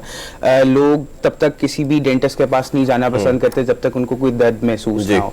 यूजुअली ये काम जो शुरू होता है वो कीरीज लगने से, कीड़ा लगने से शुरू होता है दांतों के अंदर, और वो by the passage of time लोग उसको इग्नोर करते रहते हैं और it ends up in a root canal, जिसको हम आम जुबान में जड़ का इलाज भी कहते हैं। अब वो जब केरीज लगती रहती है, रूट कनाल तक पहुंच जाता है, दर्द होती है, वो हमारे पास आते हैं, फिर वो कहते हैं कि इसको दवाई से बचा लिया जाए। दवाई खाने से वो इस मोमेंट पे नहीं बचाया जा सकता। तो डॉक्टर साहब उसमें एक चीज़ बड़ी हमने कॉमन देखी कि नॉर्मली जब भी आपको पेन होती है तो डेंटिस्ट आपको नॉर्मली एंटीबायोटिक का 3 या 5 दिन का कोर्स करवा देता है, अगर ज़्यादा पेन है तो 7 दिन का करवा देता है। तो उसमें क्या करना चाहिए, उसमें कोई रेमेडी इसके अलावा भी है? नहीं जी, इसमें रेमेडी कोई नहीं है। एंटीबायोटिक बेसिकली इसलिए दी जाती है इन्फेक्शन को कंट्रोल करने के लिए। हमारी बॉडी जो है वो बेसिकली खून जो है वो स्टेराइल होता है, तो क्योंकि मुंह में जरासीम होते हैं तो वो उसके थ्रू अंदर पास ऑन कर जाते हैं, जिसकी वजह से वहाँ पे इन्फेक्शन कॉज होता है। उसका सोल्यूशन क्या है? लाइक ऑब्वियसली किसी जगह पे आपकी और चीज जो हम देखते हैं कि बहुत सारी चीजें तो आपने बताई थी, लेकिन अगर खुराक के हवाले से हम बात करें तो कौन कौन से ऐसे खाने हैं सब्जियों में या दीगर चीजों में कि जो इस्तेमाल से आपके दांत जो है मजीद स्ट्रॉन्ग हो सकते हैं, और खासकर जो लोग कॉफी के ज्यादा शौकीन है तो उनके लिए सब्ज चाय कितनी मुफीद साबित हो सकती है दांतों के लिए? देखें जी, इसके अंदर आपने question, that is a very good question. इसके अंदर सबसे ज़्यादा जो अच्छी चीज़ है, आप डेयरी प्रोडक्ट्स ज़्यादा से ज़्यादा यूज़ करें जिसमें कैल्शियम होता है। कैल्शियम की वजह से आपके दांत जो हैं वो स्ट्रांग होते हैं। एज वेल एज इसके साथ जो है आप कोशिश करें स्टिकी चीज़ों को अवॉइड करें ताकि आपके जो दांत हैं उनको ज़्यादातर कीड़ा ना लगे। अच्छा हसन, ये भी बताइएगा कि रूट कैनाल तक मामला कब पहुँचता है, और दूसरा ये कि जो ब्रिज है और इम्प्लांट दोनों में फ़र्क क्या है? क्विकली बताइए because we are already short of. Rukma, इसके अंदर जो बेसिकली केरीज है वो कीड़ा लगना, वो जब हम उसको इग्नोर करते रहते हैं तो इवेंचुअली जो नीचे पल्प है वहां तक वो पहुंच जाता है, which ends up in a root canal. और आपने जैसे जिक्र किया इसका ब्रिज का और इम्प्लांट का, तो जिस टाइम पे दांत बिल्कुल खत्म हो जाता है, रूट कैनाल के बाद की भी स्टेज, दैट इज स्टेज 3, तो वहां पे दांत को निकालना हमें पड़ जाता है। अब वो निकालने के अंदर अगर हम ब्रिज की तरफ जाते हैं तो वो अगले और पिछले दांत को थोड़ा सा ग्राइंड करके तो हम एक ब्रिज दे देते हैं ताकि वो जगह जो है स्पेस खाली दांत। लास्ट ये भी बताते जाइए कि अगर दांत टेढ़े होते हैं तो ब्रेसेस लोग करवाते हैं, तो उसमें भी लोगों को बाद में बड़े प्रॉब्लम्स आ जाते हैं, तो उसमें क्या क्वालिटी यूज होनी चाहिए, कैसे उसको देखना चाहिए? देखिए जी, ब्रेसेस जो हैं वो 2 तरह के आजकल आ गए हैं। एक इनविजिलाइन है जिसके अंदर जो है आप दांतों को बगैर तार लगे जो है वो सीधे कर सकते हैं, और एक जो है वो कन्वेंशनल ब्रेसेस जिसमें तार लगे कर सकते हैं। तो हसन ने तमाम चीजें बता दी, मसाइल भी बता दिए, बट अगर आप चाहते हैं कि इन तमाम इश्यूज से आप बच जाएं और टाइमली बच जाएं, तो उसके लिए आपको कोलगेट स्पार्कल का लाजमी तौर पर इस्तेमाल करना है, और दिन में 2 से 3 बार एक अच्छे टूथब्रश के साथ कोलगेट स्पार्कल को इस्तेमाल करें ताकि आप अपने दांतों को कैविटीज और कीड़ा लगने से महफूज बना सके और आपके दांत साफ भी रहें और वाइट भी रहें। सो बेसिकली फ्लोराइड, लौंग और जो पल पाउडर है, वो तमाम ये जो चीजें हैं, इंग्रेडिएंट्स हैं कि कोलगेट स्पार्कल को एक मुकम्मल टूथपेस्ट बना रही हैं। इसको इस्तेमाल करें, दिन में 2 से 3 बार इस्तेमाल करें, रात को सोने से पहले, नाश्ते के बाद फौरी तौर पर इस्तेमाल करें, और इसके साथ साथ अगर आपने कुछ मीठा खाया है उसके बाद भी कोलगेट स्पार्कल को लाजमी तौर पर इस्तेमाल करें। अभी हम शामिल करेंगे, हाजिर होंगे इस ब्रेक के बाद। ब्रेक के बाद एक बार फिर से गुड मॉर्निंग पब्लिक में आपको खुशामदीद कहेंगे। व्यूअर्स, एक बहुत अहम मौजू हम देखते हैं, हम पॉल्यूशन की बात करते हैं, हम एयर पॉल्यूशन की भी बात करते हैं, बट वाटर पॉल्यूशन भी इस वक्त बहुत बड़ा मसला है। पाकिस्तान का जिक्र करें, पाकिस्तान के मुख्तलिफ शहरों का जिक्र करें, वाटर पॉल्यूशन बहुत ज़्यादा है। अच्छा, होता क्या है कि जो चीज़ें पानी को आलूदा करती हैं उनके सद्देबाब के लिए तो शायद कोई उस तरह से ठोस इक़दामात नहीं किए जा रहे, लेकिन साथ ही साथ जब इस तरह के पानी से सब्जियों की काश्त की जाती है और फिर सब्जियां जब हम इंसानों तक पहुंचती हैं तो ऑब्वियसली वो हमारी सेहत को बहुत ज़्यादा मुतासर कर रही हैं। अगर हम देखें तो आजकल के दौर में वैसे ही इतनी मतलब अजीबो गरीब किस्म की बीमारियां हैं, और शायद उसकी एक बहुत बड़ी रीज़न हमारा लाइफस्टाइल है। हम अगर देख लें, लाइफस्टाइल के साथ साथ हमारी खुराक ठीक नहीं, हमारी ग़िज़ा ठीक नहीं, और ये भी चीज़ बहुत ज़्यादा कॉन्ट्रीब्यूट करती है जब आलूदा पानी से सब्जियों की काश्त की जा रही है, सीवरेज के पानी से सब्जियों की काश्त की जा रही है, गटरों के पानी से जो सब्जियों की काश्त है वो की जा रही है। फिर इससे होता यह है कि इंसानी सेहत बहुत ज़्यादा मुतासर होती है और मुख्तलिफ बीमारियां इंसानों में जन्म लेती हैं। सो इस हवाले से मुख्तलिफ शहरों की सूरत हाल अपने व्यूअर्स के साथ शेयर करेंगे। साहिवाल का जिक्र आपके साथ करेंगे, इसके साथ साथ कसूर का रुख करेंगे और बहावलपुर का भी रुख करेंगे। तीनों शहरों की सूरत हाल अपने व्यूअर्स के साथ शेयर करेंगे। सबसे पहले हम रुख करेंगे साहिवाल का, जहां से हमारे नुमाइंदे शाहिद रफीक हमें ज्वाइन करें। शाहिद, इस वक्त बताइएगा कि साहिवाल शहर में क्या सूरत हाल है और क्या यहाँ पर जो मुतल्लिका इंतजामिया है, फूड अथॉरिटी है, इन तमाम चीज़ों के खिलाफ कोई एक्शन ले रही है, कोई कार्रवाई की जा रही है? आज बिल्कुल अभी तक साहिवाल के गिरदोनवा में, साहिवाल के नवाही इलाकों में जहां पर डिस्पोजल लगा हुआ है, सीवरेज का डिस्पोजल में मौजूद है, वहां पर इर्द गिर्द की तमाम ज़मीन पर सब्जियों की काश्त का अमल जारी है। जहां पर जो सब्जियां काश्त होती हैं उनमें आलू, मूली और गाजर, गोभी वगैरह यहाँ पर काश्त होती हैं, और पालक भी बहुत ज़्यादा जगहों पर काश्त हो रही है। और ये तमाम की तमाम गंदे पानी से परवान चढ़ने वाली सब्जियाँ मंडी में जाती हैं और लोगों के घरों में पहुँचती हैं, जिसकी वजह से मैं आपको बताता चलूँ कि डॉक्टर हजरात का ये कहना है कि यही गंदी सब्जियां खाकर उनके हेपेटाइटिस सी, हेपेटाइटिस बी और पेट की और अंतड़ियों की बीमारी में रोज़ बरोज़ इजाफा हो रहा है। और इसी तरह से महकमा फूड अथॉरिटी वालों ने चंद जगहों पर इसके खिलाफ ऑपरेशन भी किया है, मगर अभी तक इसके नवाही इलाकों में ये काश्त का सिलसिला जारी है। अवाम का ये कहना है कि फूड अथॉरिटी को चाहिए, गवर्नमेंट को चाहिए कि इनको जल्द अज जल्द रोका जाए, ताकि जब इनकी काश्त बंद होगी तो अवाम बीमारियों से महफूज होंगे, साफ़ सब्जियां खाकर वो सेहतमंद होंगे, ना कि गंदी सब्जियां, गंदे पानी की सब्जियां खाकर वो और ज़्यादा बीमार हों। ठीक है, हमारे नुमाइंदे हमारे साथ मौजूद है। साहिवाल का जिक्र किया, साहिवाल में क्या सूरत हाल है वो आगाह की। अब हम रुख करेंगे कसूर की तरफ बढ़ते हैं जी। उधर गुलाम मुर्तज़ा बेग साहब से पूछते हैं, जो गंदे पानी से, सीवरेज के पानी से जो काश्तकारी की जा रही है, सब्जियां उगाई जा रही हैं, जो बहुत ज़्यादा टॉक्सिक मटीरियल की वजह से बहुत सारी बीमारियां जन्म ले रही है, उस हवाले से इनसे जानते हैं वो क्या कहते हैं। जी बिल्कुल, कसूर के ज़्यादातर रकबे में काश्तकारी की जाती है और काश्तकारी में ख़ास तौर पर सब्जियां जो है वो ज़्यादा मिकदार में उगाई जाती हैं, लेकिन उन सब्जियों को जो पानी दिया जाता है वो नहायत ही वो गंदा जो है वो पानी, जिससे उनको सैराब किया जाता है। मेरे साथ इस वक्त कुछ शहरी मौजूद हैं, मजीद उनसे बात करते हैं, वो क्या कहते हैं कि इन सब्जियों की काश्तकारी के लिए कौन सा पानी इस्तेमाल होता है। जी बताइएगा। जी बिल्कुल, ये अलमिया कसूर का इन सब्जियों की काश्तकारी के लिए गंदा, ये रोड के साथ साथ देखिए ये नाला जा रहे हैं, गंदे से पानी इस्तेमाल होकर ये सब्जियां उगाई जाती हैं। ये सब्जियां हर शहरी खाता है, इस सब्जी को खाने से गंदे, क्योंकि ये गंदे पानी से शराब होती हैं, इसलिए ये सब्जियां घर घर जाती हैं और बीमारियां भी साथ लेके जाती हैं। हालांकि हमको चाहिए कि इन छोटे काश्तकार को पानी साफ दिया जाए ताकि ये सब्जियाँ काश्त करें साफ पानी से, और ये हम शहरी जो है ना कसूर वाले इन बीमारियों से बच सकें।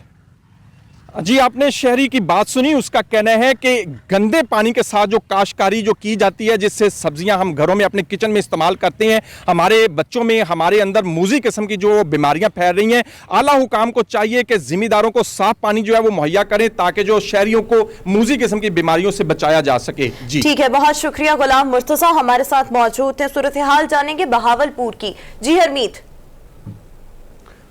अच्छा काशिफ जफर, अगर हम देखें तो ये तो बड़े हालात दूसरी तरफ जा रहे हैं, क्योंकि हम बदबूदार पानी को देखें या गटर के पानी का इस्तेमाल जितना ज्यादा हो रहा है तो सब्जियां उतनी मुअज्जर साबित हो रही हैं। तो ऐसे में फूड अथॉरिटी और दीगर जो महकमे हैं, ज़िला इंतजामिया, कोई अमल दरामद क्यों नहीं कर पा रहे अपने इनके खिलाफ, इन लोगों के खिलाफ कार्रवाई क्यों नहीं हो रही है?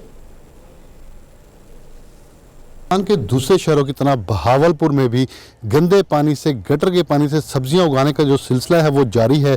अगर बात करें इन सब्जियों की तो यहाँ पर पालक, आलू, मेथी, हरा धनिया, पुदीना, गाजर, मूली काश्त की जा रही है, लेकिन आफरीन है मुतलका इदारों पर कि वो इन पर कोई भी कार्रवाई करने से गुरेज़ा हैं। शहरी जो है वो उनका ये कहना है कि हम जब ये सब्जियां खाते हैं तो हम मुख्तलिफ़ किस्म की बीमारियों में मुब्तला हो जाते हैं, जिसकी वजह से पेट में दर्द और सांस का उखड़ कर आना, इस किस्म की बीमारियां जो उनसे है वो देखने में आती हैं। डॉक्टर्स का भी यही कहना है कि महकमा फूड को चाहिए कि इन फसलों पर कार्रवाई करे और इन फसलों को तलफ करे, क्योंकि इसकी वजह से ज़्यादा बीमारियां फैल रही हैं। जबकि ये सब्जियां यहाँ से तैयार होकर सब्ज़ी मंडी में जाती हैं और वहाँ पर फ़रोख्त होती हैं।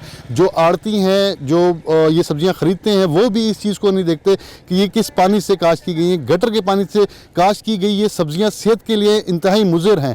अवाम का हुकूमत से यही मुतालबा है कि इस पर फौरी कार्रवाई की जाए और इन सब्जियों को तल्फ किया जाए ताकि हिफ़्ज़ान सेहत के उसूलों के मुताबिक ज़िंदगी गुजार सकें। जी ठीक है, बहुत शुक्रिया। काशिफ हमारे साथ मौजूद थे। हमने तीनों शहरों की सूरत हाल आपके सामने रखी, साहिवाल की, कसूर और बहावलपुर की। सो ओवरऑल अगर हम देखें इरफान, जिस तरह से हम पोल्यूशन का जिक्र करें, वाटर पोल्यूशन और आलूदा पानी, जब आप गटर के पानी से सब्जियों की काश्त करेंगे, नालों का पानी इस्तेमाल होगा, तो ये इंसानी सेहत के लिए किस कदर टॉक्सिक होगा। ऑलरेडी जिस तरह से मैंने पहले भी जिक्र किया, इंट्रो में भी मैं कह रही थी कि हम ना सिर्फ पाकिस्तान, पूरी दुनिया में देखें तो आजकल बीमारियां इतनी ज्यादा खतरनाक किस्म की हैं और अक्सर डायग्नोसिस नहीं होता। सो मेरे ख्याल में ये चीजें कहीं ना कहीं इंसानी सेहत को तबाह कर रही हैं। और अभी रूट कॉज जिस तरह से हमारे सामने आ रही है, हम क्या कर सकते हैं? हमें चाहिए हमारे बड़ी एक अनफॉर्चुनेट चीज़ है कि पूरी दुनिया में सबसे ज़्यादा एम्फोसिस इसी चीज़ पे दिया जाता है, हेल्थ के ऊपर। और ये हेल्थ का सबसे मेजर पार्ट है कि जो आपने खाना है, जो पीना है। मैं इससे भी एक इम्पॉर्टेंट चीज़ है जो बच्चे टेक करते हैं अपनी, जो स्वीट्स के अंदर बात करें, उनकी चॉकलेट्स की बात करें, पूरी दुनिया में सबसे ज़्यादा हेल्थ जो है वो उसके ऊपर फोकस करती है हेल्थ डिपार्टमेंट, के बच्चों को ऐसी कोई चीज़ ना दी जाए क्योंकि उन्होंने ग्रो करना है। हम क्या करते हैं, अनफॉर्चुनेटली हमारा सबसे बुरी क्वालिटी की, सबसे पैथेटिक क्वालिटी की जो प्रोडक्ट्स हैं वो बच्चों की है। अब ये जैसे सब्जी हर बंदे ने खानी है, अमीर है, गरीब है, हर एक ने और हर एज ग्रुप के बच्चों ने भी खानी है, नौजवानों ने भी खानी है, बूढ़ों ने भी खानी है। अब बच्चों में मेरे ख्याल में, अगर मैं अपना थोड़ा सा यहाँ पे ओपिनियन ऐड करूँ या मेरी ऑब्जर्वेशन, कि बच्चों में इम्यूनिटी बेहतर होती है, नौजवानों की भी इम्यूनिटी बेहतर होती है, बट जो लोग कोमॉर्बिड कंडीशंस के साथ होते हैं या जो बूढ़े लोग होते हैं, आप देखें कि उनकी इम्यूनिटी, उनमें मुदाफ़ती निज़ाम इतना स्ट्रांग नहीं होता। वो जब ऐसी सब्जियां कंज्यूम करेंगे तो बात कहाँ से कहाँ जाती है। सो यहाँ पर फूड अथॉरिटी का जिम्मेदारी बनती है, यहाँ पर आला हुकाम की जिम्मेदारी बनती है कि जो ज़मींदार हैं उनको बाउंड किया जाए, पाबंद किया जाए कि वो साफ पानी से सब्जियों की काश्त करें, ताकि हम ये जो चीज़ें हैं इनको बेहतर कर सकें। हरमीत का ज़रा कमेंट ले लें। जी हरमीत। जी बिल्कुल रोमा, अगर हम देखें तो उम्मूमन जब भी हम कहीं डॉक्टर के पास जाते हैं तो वो हमें ये कहते हैं कि भैया आपने सब्जियां खानी है, अगर सेहत बनानी है। ऐसे में आप ऑर्गेनिक सब्जियों की हम बात तो करते रहते हैं, लेकिन हम ऑर्गेनिक से बहुत दूर हो चुके हैं। अगर ये चीजें इस किस्म की चलती रही तो ये मजीद बहुत ज्यादा नुकसानदेह साबित है, क्योंकि अब गटर का पानी, बदबूदार पानी जो है, खासकर साहिवाल का आपने जिक्र किया, तो साहिवाल से बहुत ज्यादा आलू की काश, प्याज की काश, बहुत सारे दीगर सब्जियां जो है वहां से मुख्तलिफ मंडियों तक उसकी रसाई होती है। बावलपुर भी एक बहुत बड़ी मंडी है, वहां पे किसानों के हवाले से अगर मैं बात करूं तो बहुत सारी चीजें उगाई जाती हैं।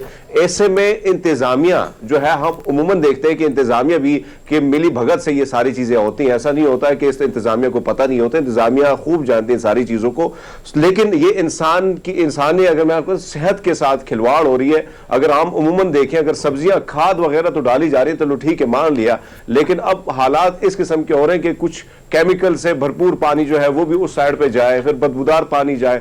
तो ऐसे में इंसान जो है अगर वो सब्जियां खाएगा तो मजीद उसकी जो हेल्थ है वो मुतासिर होगी। तो मैं समझता हूं कि फूड अथॉरिटी जिस तरह पहले एक्टिव थी, उसे दोबारा एक्टिव होना होगा और इन लोगों के खिलाफ सख्त से सख्त कार्रवाई करनी होगी। बिल्कुल ठीक आपने बात की। और यहाँ पर मैं एक चीज़ ऐड कर दूं कि ऑब्वियसली अगर हमारी इंतज़ामिया या हमारे जो मुतल्लिका डिपार्टमेंट्स हैं वो अगर अभी जागे, सो इस चीज़ पर इम्प्लीमेंट करते करते, कार्रवाइयाँ करते करते, फाइन करते करते, बाउंड करते करते ज़मींदारों को थोड़ा सा टाइम लगेगा। सो मीनवाइल कुछ चीज़ें ऐसी हैं मेरे ख्याल में जो हमारे व्यूअर्स अभी हमें देख रहे हैं, अगर वो अपनी रूटीन में और लाइफस्टाइल में शामिल कर लें तो मेरे ख्याल में वो काफ़ी हद तक इस टॉक्सिसिटी से बच सकते हैं।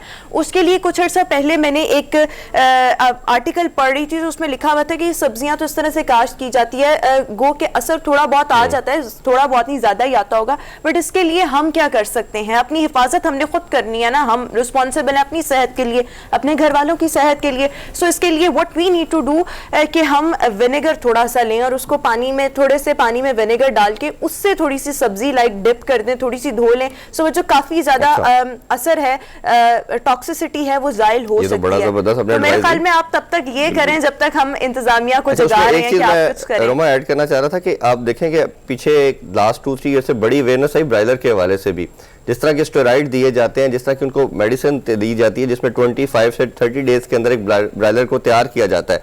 उसका नॉर्मल टाइम पीरियड जो होता है वो 3 to 4 मंथ का होता है। वो एक्स्ट्रा ऑर्डिनरी किस्म का टॉक्सिक है, आपके जो भी लोग उसको खाते हैं। अभी तो बेचारे, मुझे ये समझ नहीं आ रही, आज सब्जियों की हम बात कर रहे हैं, पहले ब्रायलर की हमने एक स्टोरी सुनते रहे कि आखिर अवाम खाए तो खाए क्या। ये तो यही रीजन है कि अब हमारे हॉस्पिटल डिजीजेस के साथ, लोगों के पेशेंट के साथ देखें तो भरमार है, हर तरह की नई डिजीज आ रही है, क्योंकि इम्यूनिटी नहीं रह रही और इस तरह की बीमारियां आ रही है जो पहले शायद हमने पास में कभी नहीं सुनी। मैं तो हमेशा एक बात करती हूँ, जैसे जैसे टेक्नोलॉजी में जिद्दत आती जा रही है, वैसे वैसे बीमारियों में भी बहुत ज्यादा जिद्दत आती जा रही है। तो ऐसे में हमने अपनी हिफाजत खुद ही करनी है। और साथ में हरमीत हम देखें तो मतलब आजकल लोगों में लॉन जो है उसमें मुख्तलिफ किस्म के प्लांट्स जो हैं वो ग्रो करने का काफ़ी ज़्यादा रुझान है। मैं पहले नहीं था इतना, मैं अपने नेबर्स में भी देखूँ या बाहर जाऊँ, सो घर में कोई ना कोई एक फर्द ऐसा मौजूद है जिसको ये शौक है चीज़ों का। सो जहाँ आप खूबसूरत किस्म के फूल उगा रहे हैं, मुख्तलिफ किस्म की बेल लगा रहे हैं, उसमें आप थोड़ा सा एक किचन गार्डन भी बना सकते हैं। जब हाँ जी बिल्कुल बिल्कुल, बहुत आसान सा तरीका है। अगर आपके पास थोड़ी बहुत भी जमीन है ना, मैं तो जब गांव में था तो मेरा जो घर है तो वहां पे मैं अपने किचन के लिए सब्जियां वहां से खुद उगाता था, क्योंकि मुझे बड़ा शौक है सब्जियां उगाने का और खेती बाड़ी करने का। तो वहां पे आप बड़े आसानी से घरों, इवन अभी तो लाहौर में मेरे ख्याल एक घर था, एक मॉडल के तौर पर पेश किया गया था, जैसे मुख्तलिफ सोशल मीडिया पे काफी वायरल हुआ था, जो एक छत थी, छत पर मुख्तलिफ उसने क्या किया था कि स्टोरी हमने बना के उसने सब्जियां उगाई थी, पूरा किचन। हाँ एग्जैक्टली तो मैं समझता हूं कि आपके पास बहुत आसान सा तरीका और बच सकते हैं आप। ऑर्गेनिक फूड खुद जो सब्जियां आप उगाएं और सेहतमंद रहें, तो ये तरीका बहुत आसान हो सकता है। बहरहाल अगर हम देखें तो हर चीज में ज़हीर पाजी ने सही बात की कि हर चीज में इतनी मिलावट आ गई है कि हमारे जितने भी हॉस्पिटल्स हैं वहां पे भरमार है, जहां पे जाओ इतने मरीज हैं, डॉक्टर भी जा रहे हैं, डॉक्टरों की तादाद भी कम है। ऐसे में फिर मरीजों का गुस्सा भी वो भी आपने भी बर्दाश्त करना है, फिर मरीजों को भी उनकी जो ट्रीटमेंट है वो भी आपने करनी है। तो ये सारी चीजें कोई ना कोई हमारा भी एक पाकिस्तानी के एक जिम्मेदार शहरी होने के नाते हमारा फर्ज बनता है कि कुछ चीजें जो हम कर रहे हैं कि थोड़ी बहुत कमाई तो जो हमें मिल रही है, लेकिन कई किसी लोगों को वो नुकसान दे रही है, पूरे माशरे को नुकसान दे रही है। तो मैं समझता हूं कि इन चीजों की तरफ इससे निकलना होगा और खासकर जो कानूनी रिट जो हम देखें, रियासत की जब रिट नहीं होगी तो मामला तो खराब होंगे। अब जो जिला इंतजामिया है वो इसी तरह लगी रहेगी और ये लोग इसी तरह काम करते जाएंगे तो मरीजों की तादाद मजीद बढ़ती जाएगी, लोग सेहत बनाते बनाते सेहत से मजीद मुतासर होंगे।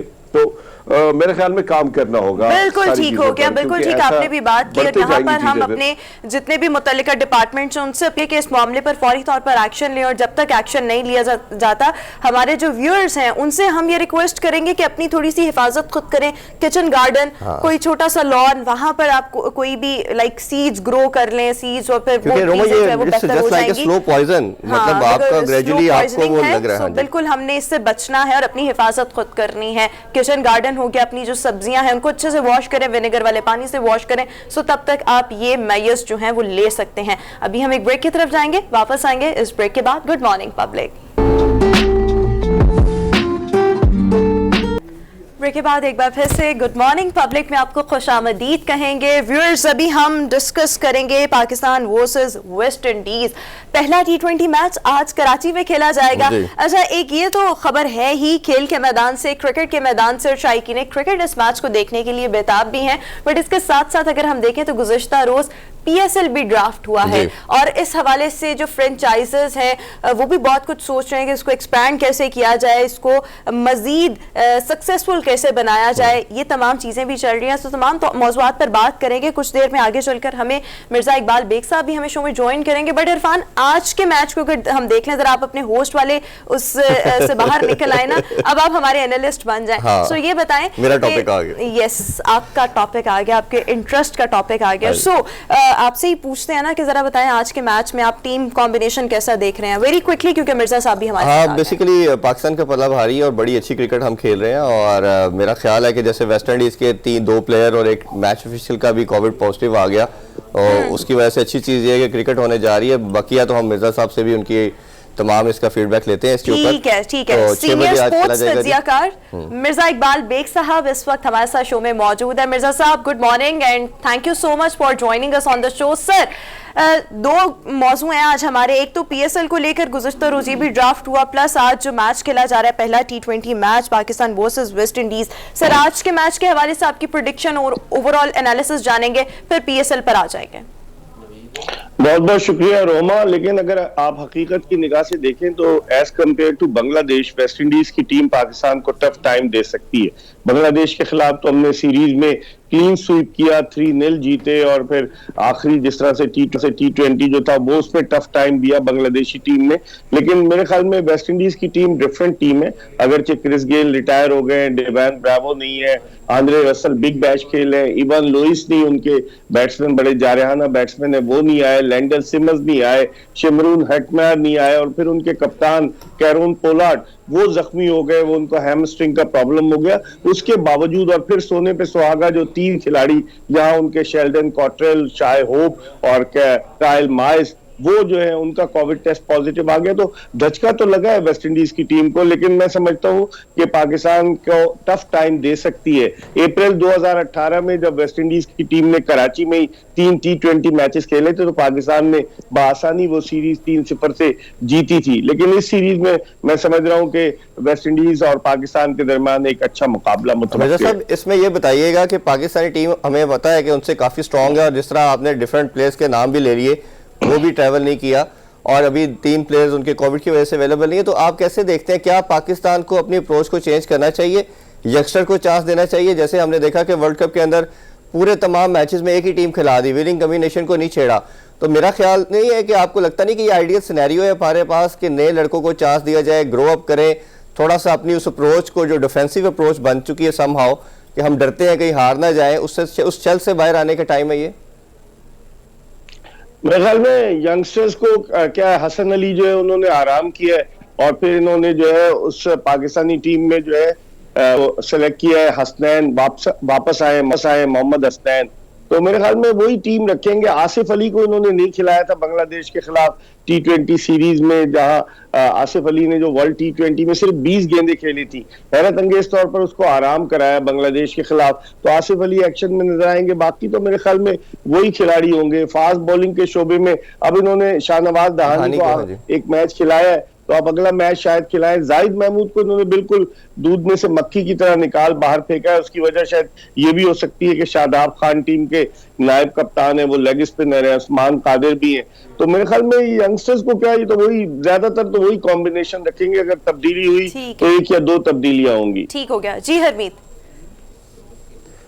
अच्छा सर, कल हमने देखा, आपने आसन अली का जिक्र किया, तो कल एक निजी कॉन्फ्रेंस में, बल्कि एक निजी चैनल के, टीवी चैनल के एक नुमाइंदे ने जब सवाल किया तो उन्होंने जवाब देने से इनकार कर दिया। क्या पीटीआई के वजीरों जैसा असर तो उस पर नहीं हो गया ना, आसन अली पे असर, की जब आपके खिलाफ कोई बात करे तो आप जवाब भी ना दे, ऐसा कोई? तो ये आसिफ अली नहीं थे, वो हसन अली थे। हसन अली जो गुजरावाला के पास एक गांव है, लद्देवाला वड़ाइच। जी हसन अली थे। वो गुजरावाला के पास एक गांव है लद्देवाला वड़ाइच, वो वहां से आए हैं हसन अली, और अपनी मेहनत के जरिए PSL जो हुई उसमें पेशावर ज़ल्मी की नुमाइंदगी करते हुए पाकिस्तानी टीम तक रसाई हासिल की। लेकिन वो बड़े डिफरेंट कैरेक्टर्स के हैं as compared to other cricketer.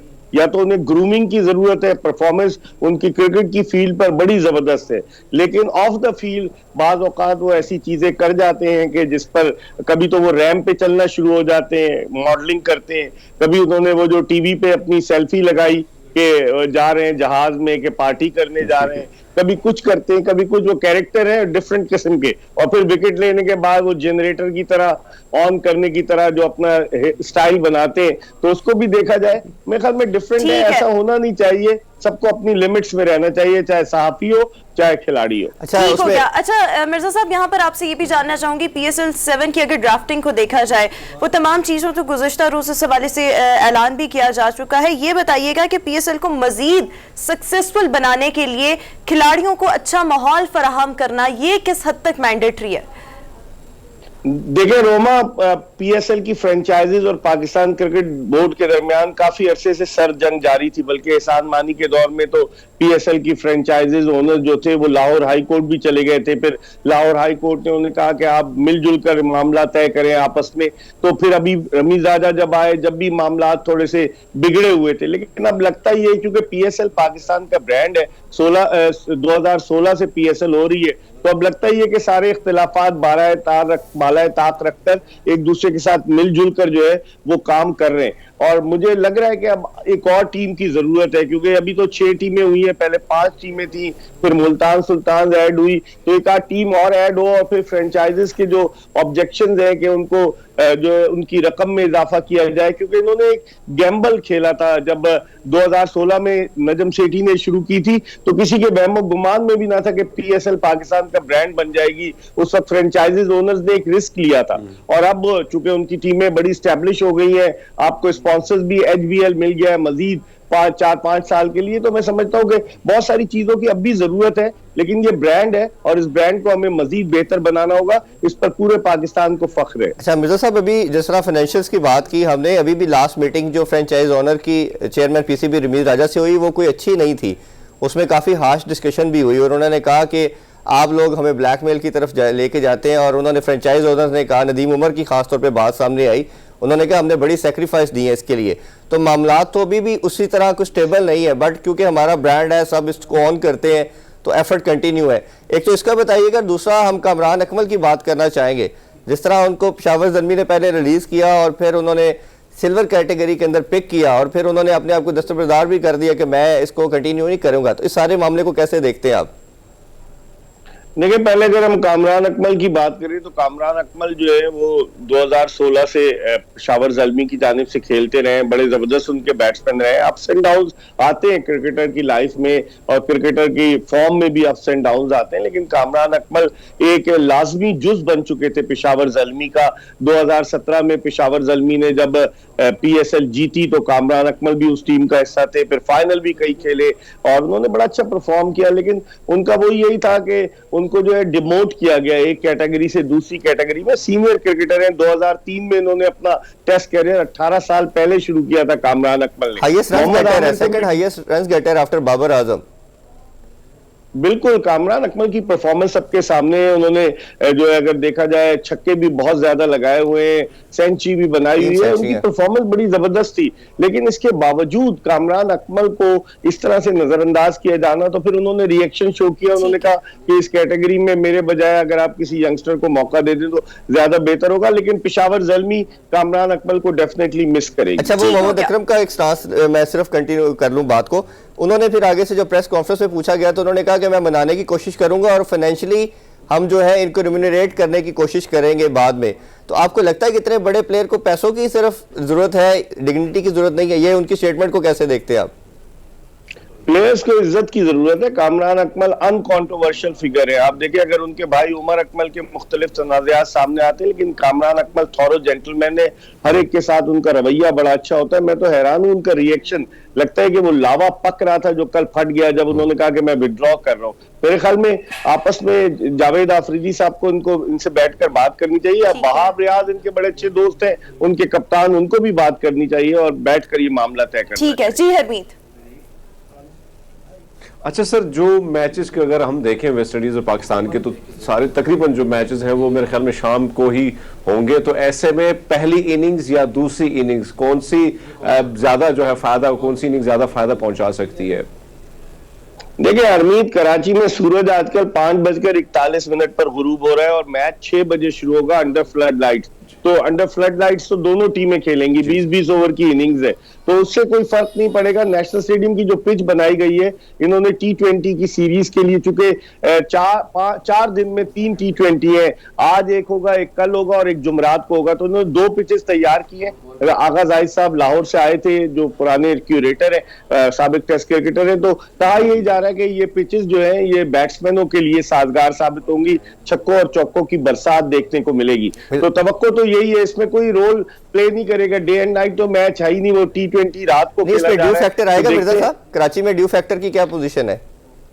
Karachi में है, आप सही कह रहे हैं, थोड़ा ड्यू फैक्टर है, लेकिन मेरे ख्याल में चूंकि ये 9 बजे तक खत्म हो जाएगा, 9 बजे के बाद 10 साढ़े 10 बजे जो है अगर ड्यू आएगी तो 10 साढ़े 10 बजे मेरे ख्याल में ये मैच जो है वो हो जाएगा। इसमें इतना ज्यादा रोल नहीं प्ले करेगा जिस तरह पहले होता रहा है दूसरी जगहों पर। ठीक है। अच्छा मिर्जा साहब, यहाँ पर आपसे ये भी जानना चाहूंगी, PSL 7 का अगर हम जिक्र करें, बिकॉज इसका जो कंपैरिजन है वो किया जाता है IPL से, बहुत बड़ा, उनके तो खैर चीज़ें बहुत ज़्यादा मुख्तलिफ हैं, बट हमारे PSL को कामयाब बनाने के लिए, मज़ीद कामयाब बनाने के लिए एक्चुअली बहुत सी चीज़ें जो हैं वो अंडर कंसिडरेशन है। आपको क्या लगता है बड़े खिलाड़ियों का यहाँ पर आना वो किस हद तक है और क्या जो फ्रेंचाइजेस हैं वो ला पाएंगी? बिकॉज हमारा जो एक टीम का अगर हम कह लें बजट जो है वो 16-17 करोड़ या इसी के आसपास होता है, बट अगर हम IPL से कंपैरिजन कर रहे हैं तो वहां पर एक खिलाड़ी जो है वो 45 करोड़ और पता नहीं इससे भी ज्यादा लेता है। तो हमें इस चीज को देखने के लिए और बड़े खिलाड़ियों को लाने के लिए what we need to do?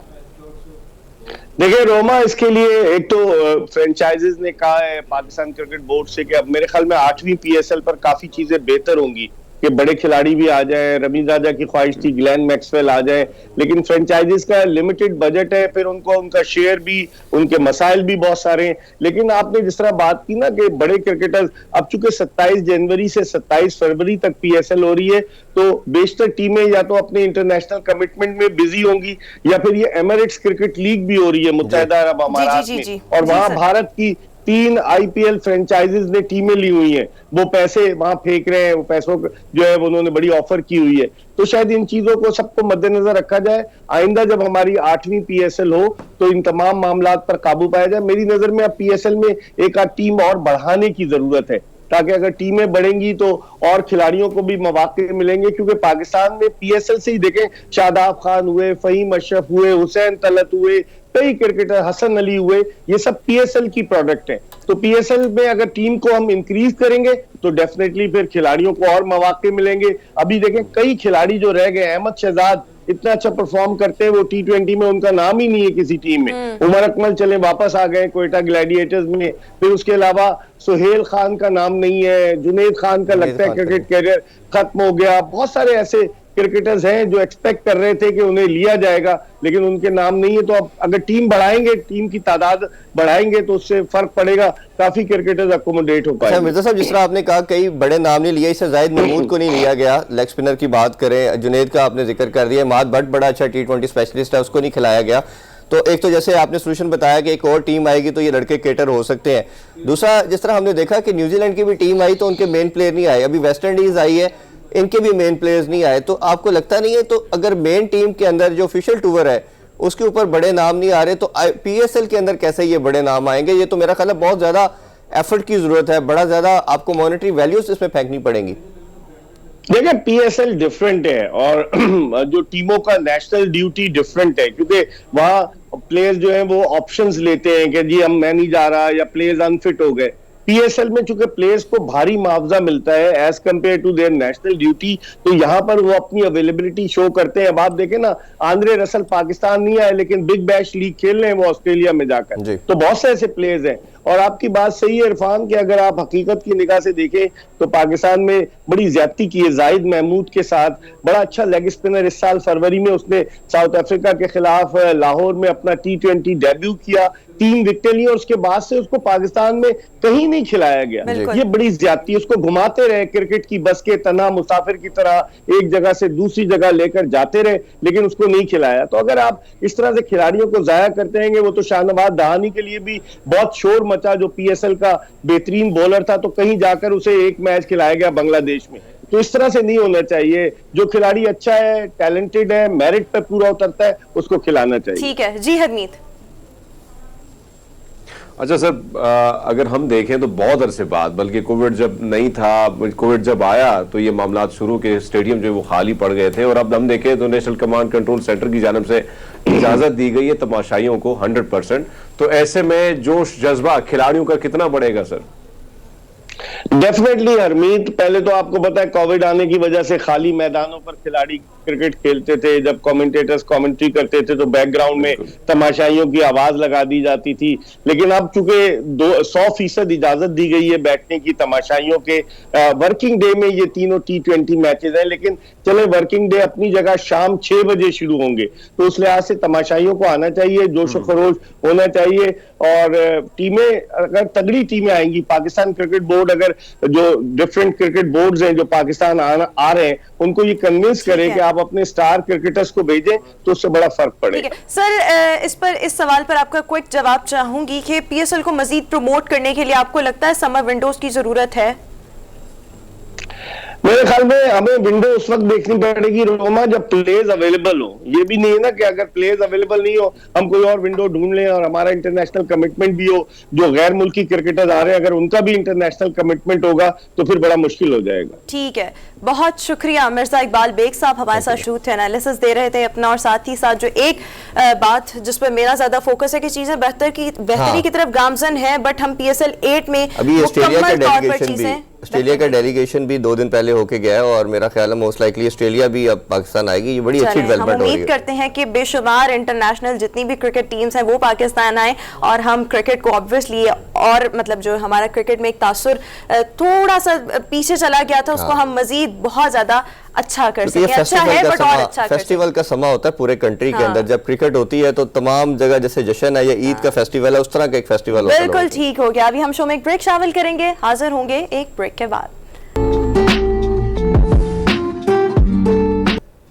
Break के बाद एक बार फिर से गुड मॉर्निंग पब्लिक में आपको खुशामदीद कहेंगे। व्यूअर्स, हम अक्सर अपने शो में पाकिस्तान के जो हिस्टोरिकल मकामात हैं, मसाजिद हैं, बिल्डिंग्स हैं, वो आप लोगों को दिखाते रहते हैं ताकि बहुत से लोग जो हिस्ट्री में इंटरेस्ट रखते हैं उनका ज़रा मतलब इंटरेस्ट का जब सेगमेंट आता है तो बड़े ज़ौक़ और शौक़ से देखते हैं और हमारे इस तरह की चीज़ों को, हमारे इस तरह से जो रिपोर्ट्स हैं उनको भी जो हमारे देखने वाले हैं वो बहुत ज़्यादा सराहते हैं। सो आज इसी तरह से हम आपको एक सैर करवा रहे हैं हिस्टोरिकल मस्जिद की, जो कि दरियाए जहलम के किनारे 1892 में इसको बनाया गया था, तामीर किया गया था। और सबसे मज़ेदार इसकी बात यह है कि आज भी अपनी असली हालत में बरकरार है। सो इस पर हमारे पास एक खुसूसी पैकेज है, पहले चलकर वो पैकेज आपको दिखाते हैं। दरियाए जेहलम के किनारे पुराना पुल के साथ 1892 में एक खूबसूरत मस्जिद बनाई गई जिसे मस्जिद अफगाना के नाम से जाना जाता है। ये मस्जिद कदीम फन तामीर का खूबसूरत शाकार है। मस्जिद अफगाना की तर्जो तामीर खूबसूरती में बेमिसाल और दिलकश नक्शो निगारी को देखने आज भी सयाह आते हैं। एक सदी से ज्यादा अरसा गुजरने के बावजूद आज भी ये तारीखी मस्जिद हर आने वाले की तवज्जो का मरकज है। मस्जिद की सीढ़ियाँ दरिया के पानी में उतरती थीं और एक दिलकश नजारा पेश करती थीं। तकरीबन 1892 में इसकी तामीर मुकम्मल हुई और सबसे बड़ी बात इसमें यह है कि उस वक्त ना कोई कंप्यूटर था, ना कोई ये नक्श नगार, ये सारा कुछ हाथ का उन लोगों का अपने जहन की अख्तरा है और उनमें से बड़े अच्छे अंदाज में ये उस वक्त की बनी हुई कुछ चीज़ तकरीबन 99% सलामत है। ये मस्जिद 1892 में दीन मोहम्मद अफगानी ने तामीर करवाई थी और यहाँ अतातुर्क के नाम से लाइब्रेरी भी बनाई गई थी। मगर इस तारीखी मस्जिद पर तवज्जो न देने के बायस तारीखी मस्जिद अफगाना की खूबसूरती मांद पा रही है। 130 साल पुरानी मस्जिद अफगाना फने तामीर का शाकार आज भी लोगों की तवज्जो का मरकज है। हमारा टीम के साथ आमिर गफूर, पब्लिक न्यूज़, जेहलम। बहुत ज़बरदस्त, बहुत खूबसूरत और सबसे अच्छी बात यह है कि इसमें तमाम तर जो काम हुआ है वो हाथ से हुआ हुआ है, जो कि बहुत मेहनत वाला काम है। रोमा, इंटरेस्टिंग चीज़ ये है कि जेहलम मेरा गांव है और अब मैं जब नेक्स्ट टाइम इंशाल्लाह जाऊंगा कोशिश करूँगा मैं इधर विजिट करके आऊँ, इस खूबसूरत मस्जिद को देख के आऊँ। ठीक हो गया। हरमीत से जरा कमेंट ले लें। जी हरमीत।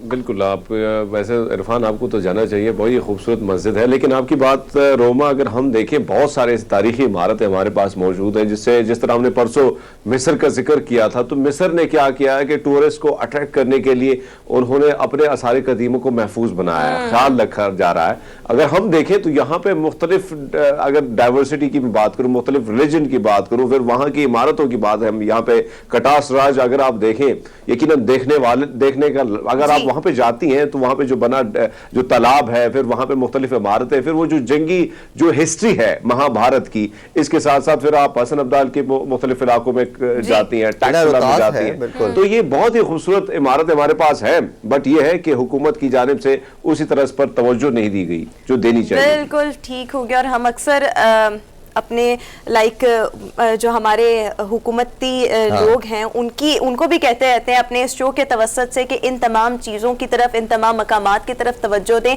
ताकि आप इन तमाम चीज़ों से अगर आप इनको लुक आफ्टर करें तो आप अच्छा खासा रेवेन्यू भी जनरेट कर सकते हैं और फिर लोग देखने भी आते हैं। पहचान है, हमारी सकाफत का हिस्सा है, हमारे हिस्टोरिकल पॉइंट्स हैं जिनकी देखभाल करना, जिनको अपनी असली हालत में बरकरार रखना हमारी हुकूमत की जिम्मेदारी बनती है। व्यूअर्स, इसी के साथ ही हमारा आज का शो अपने इख्तिताम को पहुंचा।